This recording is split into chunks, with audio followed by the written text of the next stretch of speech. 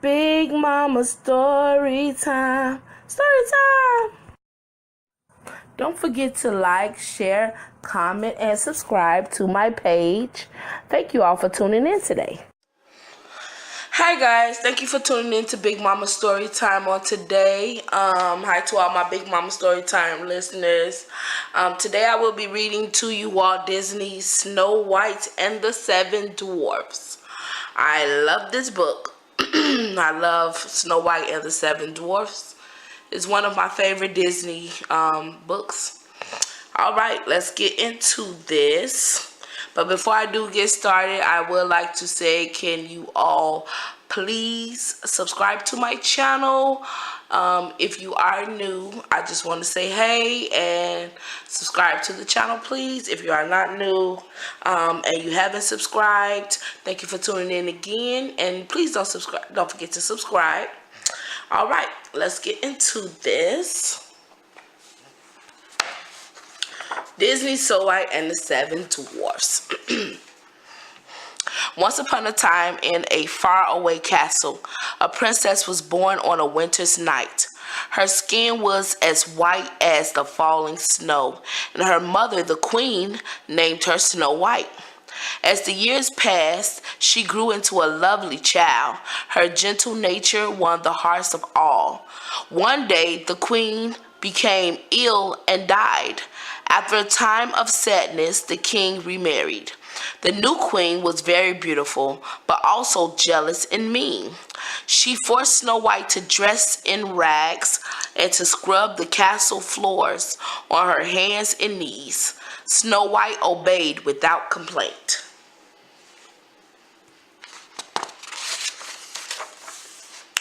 Each morning, the proud queen stood before her magic mirror and demanded, "Mirror, mirror on the wall, who is the fairest one of all?" "You, O queen, are the fairest in the land," the mirror would reply. Then the vain queen smiled with pleasure. However, Snow White was growing up, and rag clothes could not hide her beauty.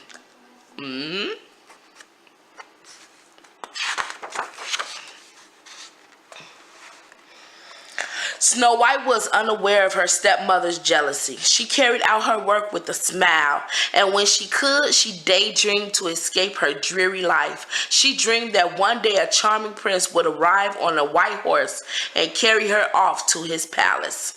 One morning, as she drew water from the well, her friends, the doves, whispered to her, "This is a magic well.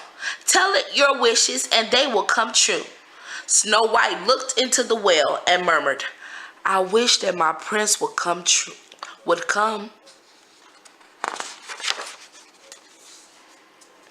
Now, no sooner had she spoken those words than a handsome young prince appeared at her side. "Princess, you are even more beautiful than in my dreams. Will you be mine?" he asked. "Oh yes," replied Snow White. "I was waiting for you." The prince came to see her every day at the same hour. There beside the well, they made plans. "I shall ask the king, your father, if we can be married," said Prince Charming. "Yes, but my stepmother is very strict. She might tell him to refuse," said Snow White with a sigh. When it was time for Prince Charming to leave, Snow White waved goodbye from her balcony. One day, the queen saw Prince Charming from her window. She rushed to her magic mirror and cried, "Mirror, mirror on the wall, who is the fairest one of all?" The mirror replied, "Her lips blood red, her hair like night, her skin like snow, her name Snow White." The queen was furious. She summoned her huntsman. Snow White has made me very angry. Tomorrow at dawn, take her deep into the forest. I want you to kill her and bring back her heart in this golden casket. This will prove that you have obeyed me."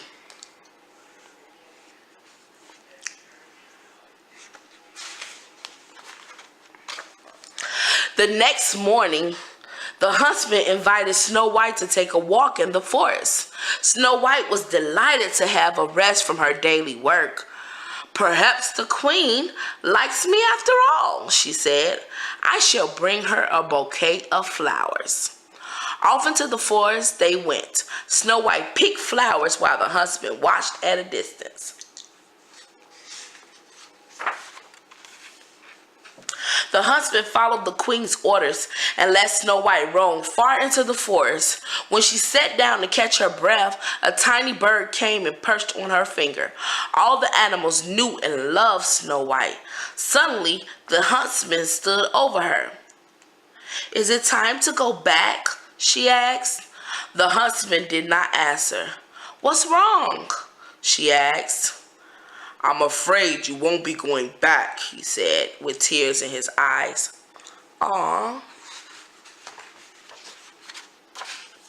Snow White jumped to her feet.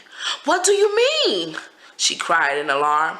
The huntsman fell to his knees, sobbing.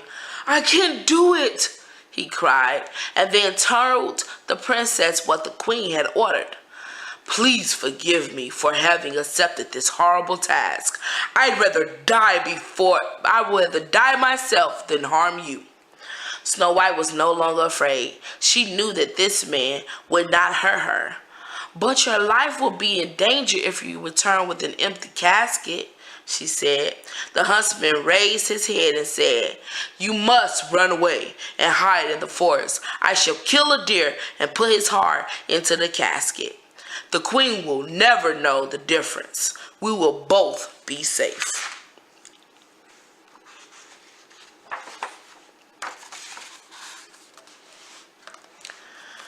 There was no time to lose. Snow White thanked the huntsman for sparing her life and ran off into the forest. Her heart beat loudly as she rushed and stumbled through the woods. The farther she ran, the darker it became. It seemed as if even the trees were trying to reach out and grab her. "Where shall I go? Where shall I hide?" she cried as she fled deeper into the woods.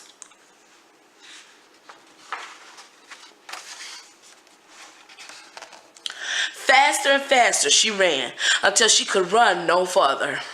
Falling to the ground, she burst into tears. She thought of the castle that was so far away and the prince. What would happen when he went to meet her at the well tomorrow? "He'll look for me, and if he doesn't find me, he'll go away forever," she sobbed. Just then she heard a noise and looked up. All around her were hundreds of tiny blinking lights. They were the eyes of the little forest creatures. They had come to help their friend.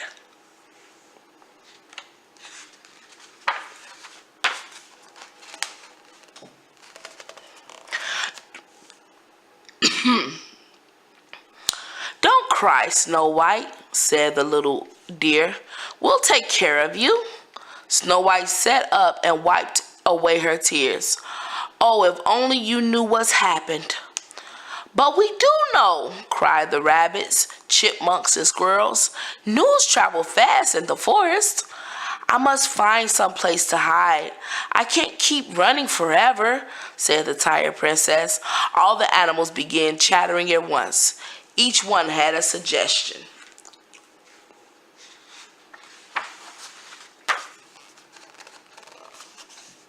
"We'll hide you in our nest," chirped the birds. "No, she can live with us," said the raccoons, tugging at her skirt. Everyone wanted to be helpful, but a princess can hardly live in a nest or a hole in the ground. Finally, it was the deer who had the best suggestions. "There's a little house nearby. You can live there." "Why, of course, the little house," shouted the other animals. "Quick, follow us. We'll show you the way." And before she could say a word, Snow White found herself being led away by the animals.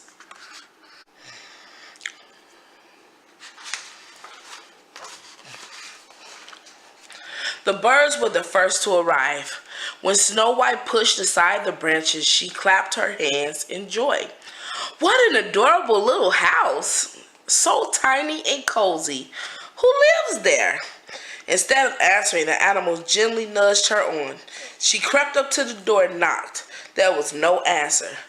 "Perhaps I'll just take a peek inside," she said as she opened the door. "Oh my!" she exclaimed as she stepped into the house. "The children who live here certainly have no one to look after them. Look at all the cobwebs and dust. Now that I'm here, perhaps I'll just tidy up a bit." And soon, not only Snow White but the animals too were busy dusting and sweeping. The rabbit held the dustpan while the squirrels unraveled cobwebs and dusted the shelves with their bushy tails. When all was neat and clean downstairs, Snow White decided to have a look in the room above.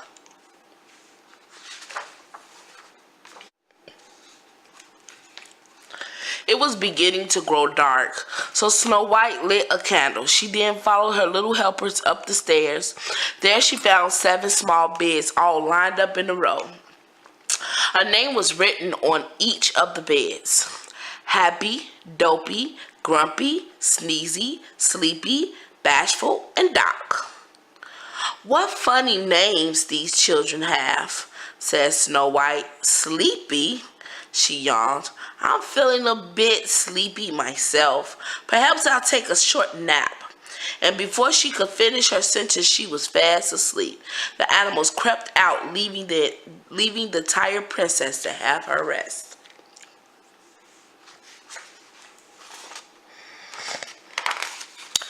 In the meantime, in a nearby mine, 7 little men were finishing up their day's work. They were dwarfs who lived in the little house in the forest.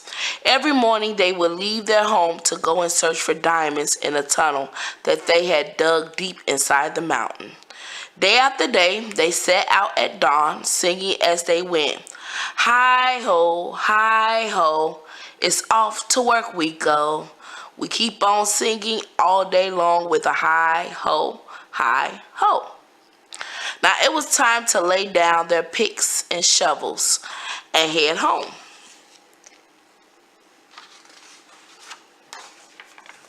"Wait a minute," shouted Doc. "I think I found something." He pushed back his glasses and looked through his special magnifying glass. The other dwarfs held their breath. It was not often that they found a real diamond. "Perfect!" Doc cried at last. "Now we can go home and celebrate."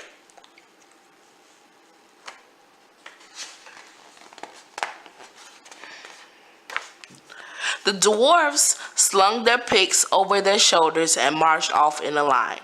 They began to sing as they marched. "Hi ho, it's home from work we go. We keep on singing all night long with the hi ho." Doc led the way with the lantern. Behind him was Grumpy, then Happy, Sleepy, Sneezy, Bashful, and last of all, Dopey. The 7 tired and hungry dwarfs looked forward to reaching their snug little home.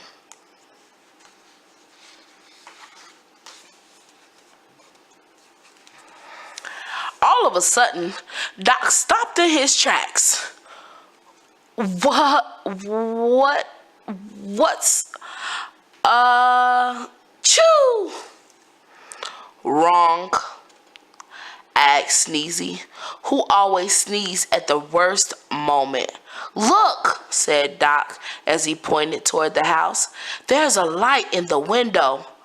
"Oh no, someone must be there," squeaked Bashful in his tiny voice. "Oh boy, a visitor," cried Happy, who always saw the bright side of things. "I'm tired. Let's go in," said Sleepy with a yawn. "Careful," whispered Grumpy. "It might be a robber."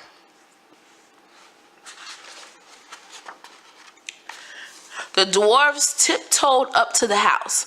They slowly pushed the door open, careful not to make a sound. 7 heads peeked into the room. They were speechless. Never had they seen their home looking so spotless. They could hardly believe it. They could hardly believe their eyes. Grumpy was the first to speak. "Who dared to wash my shirt? And look at my bowl," protested Sneezy. "What nerve to walk into someone's house and create a revolution," declared Doc, who liked to use big words. "Yes, but a nice revolution," said Bashful slyly. Mumbled Grumpy. "We'd better find the person who did this." "We should look upstairs," said Sleepy, who was worried about his bed.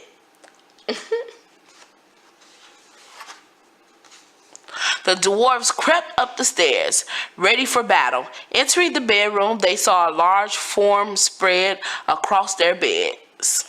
"Whoever it is, he's fast asleep," whispered Doc. "I've a thing or two to say to that robber when he wakes up," said Grumpy. "But nothing was stolen," said Bashful. "I don't care," said Sleepy. "I want my bed back." "Shush! It's moving," whispered Doc. And what did these brave little men do? They ran and hid at the foot of the beds.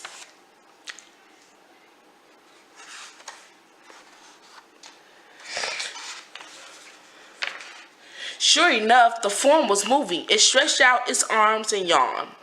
The dwarfs kept still. No one dared to move an inch, but Sneezy could not control himself. "Ha, ha, ha, choo!" This enormous sneeze was enough to wake anyone, and that's exactly what happened. Snow White sat up.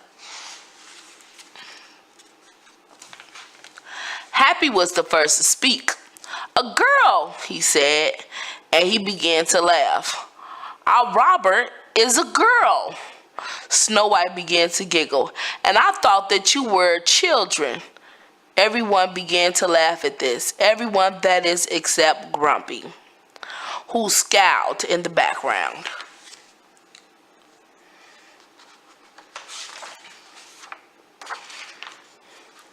"Oh, excuse me. I ought to introduce myself. My name is Snow White. I've come here to escape my stepmother." She then told the dwarfs about her adventure in the forest. When she had finished her tale, the dwarfs became very excited. "Don't worry, Snow White. You can stay here with us. We'll protect you from the wicked queen," declared Doc. The other dwarfs nodded their heads in agreement, all except Grumpy.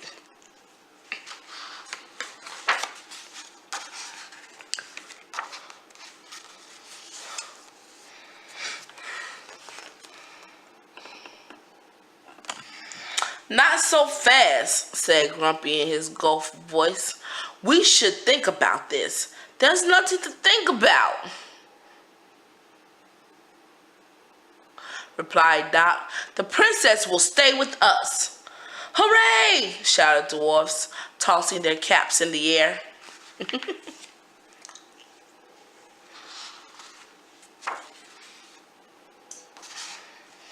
In the meantime, in her room in the castle, the queen looked into her magic mirror and asked, "Mirror, mirror on the wall, now who is the fairest one of all?" The faithful mirror replied, "Over the 7 jeweled hills, beyond the 7th fall, in the cottage of the 7 dwarfs, dwells Snow White, the fairest one of all." "I've been tricked!" screamed the queen. "Someone shall pay for this." She grabbed the casket containing the doe's heart and threw it to the ground.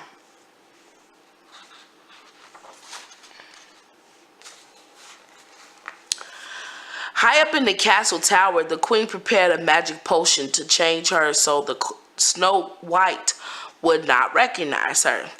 "Just this very last ingredient and all will be ready," she said to the raven who watched from above.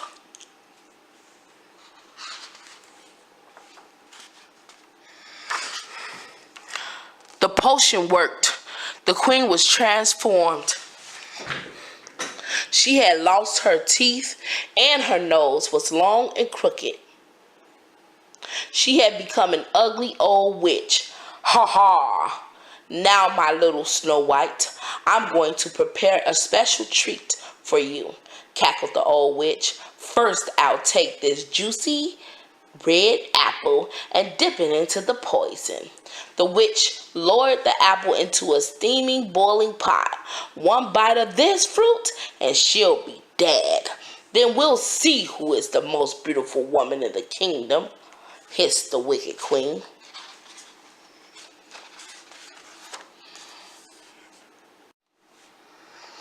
It was dinner time at the dwarf's house. 7 hungry little men rushed toward the table. Wait a minute, said Snow White. First, show me your hands. I knew there'd be trouble, mumbled Grumpy as the dwarfs looked at each other in surprise. Now, said Snow White softly, let's have a look at those hands. One by one, the dwarfs held out their hands. Oh dear! Look at those grubby hands and dirty fingernails. No one sits down at the table with hands like those. A little soap and water should do the trick. Off you go, she said, pointing toward the wash basin. The dwarfs meekly went out and began to wash. All that is except Grumpy. I knew it. Now look what she's done. Princess or not, no one's going to tell me what to do, he declared. Oh, Grumpy, you're always complaining. It doesn't hurt to wash once in a while, said the others, and being such good friends will even help you. And so Grumpy received a good scrub. Scrubbing them all crazy like, Later that evening, the dwarfs took out their instruments. They were going to have a party for Snow White.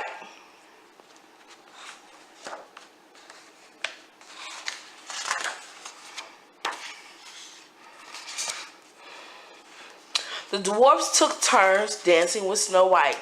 Dopey decided to surprise the princess. Grabbing a long cloak, he climbed onto Sneezy's shoulders. Now he was as tall as the princess. Why, who's this dashing young man? Asked Snow White as she began to dance. Suddenly she thought of Prince Charming and became sad. Don't be sad, said Happy. I'm sure your prince is looking for you.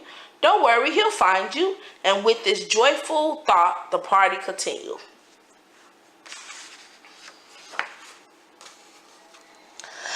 That night, while Snow White and the dwarfs slept peacefully in their beds, the wicked queen left the castle by way of the moat that separated it from the forest. An evil gleam flashed in her eyes as she rolled toward the forest edge. A basket of shiny red apples lay at her feet. The next day, before setting off to work, the 7 dwarfs lined up for an inspection. Snow White looked at their hands and faces and rewarded each dwarf with a kiss. Bashful? You are so handsome when your face is clean, said Snow White as she bent down to give him a kiss on the top of his shiny head. Bashful blushed with pleasure. Next.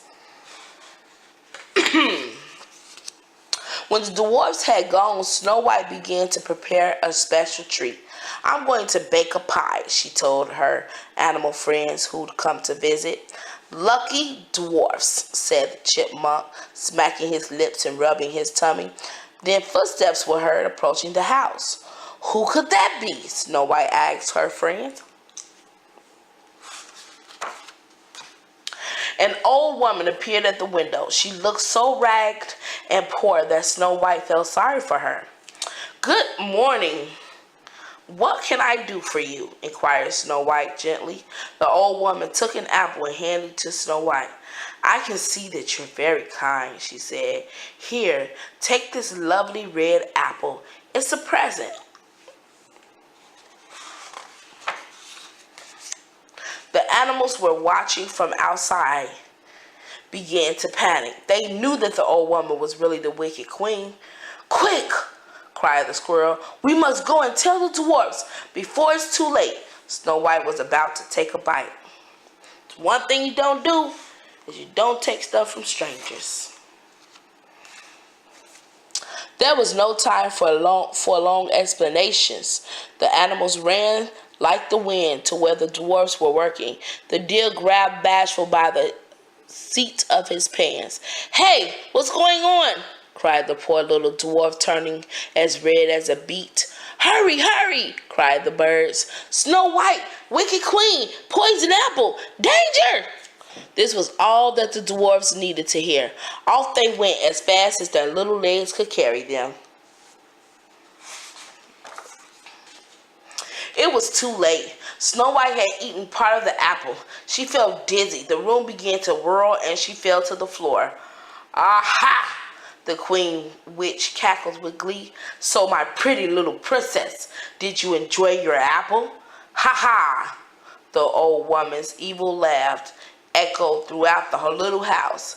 "Now I will return to the castle. My mirror will tell me the truth. We'll see who's the fairest one of all," said the wicked queen as she rushed out into the forest.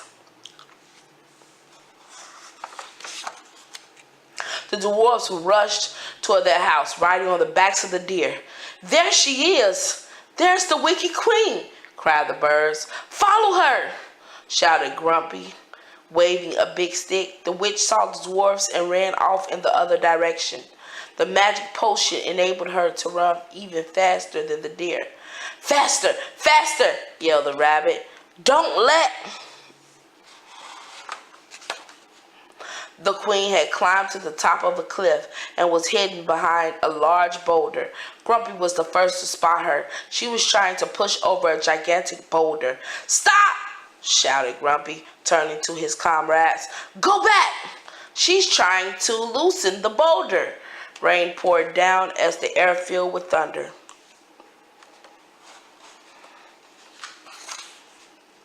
The enormous stone had begun to move. A loud crack was heard as a tremendous bolt of lightning split the air.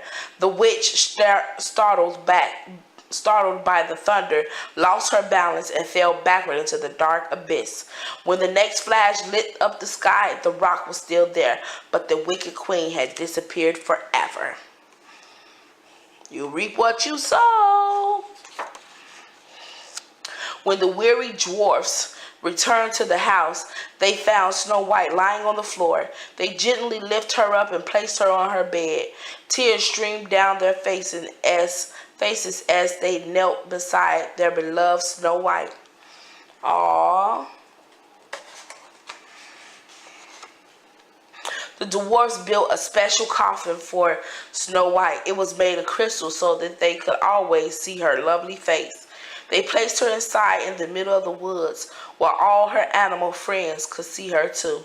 Day after day the dwarfs visited her, each one wishing deep in the heart that she would wake up. Soon spring arrived. Flowers blossomed around Snow White's tomb. Oh, Snow White. One day as the dwarfs knelt in the forest, they heard the sound of hoofbeats. It was a handsome young man on a white horse. "It's Prince Charming," whispered the animals. "He's been looking everywhere for the princess." The prince jumped off his horse and ran to the coffin. Slowly he lifted the crystal lid. "How lovely she is," exclaimed Prince Charming as he looked at her face. Leaning closer, he gently kissed her pale lips. Suddenly, Snow White's eyelids began to flutter. A smile spread slowly across her lips. She opened her eyes. "My prince has come," she murmured softly. The prince gathered Snow White into his arms. Shouts of joy rang out around them. The dwarfs hugged each other with delight. Snow White was alive. The princess looked down at her little friends. "I must leave you now to go away with my prince, but I will never forget you. You will always be in my heart."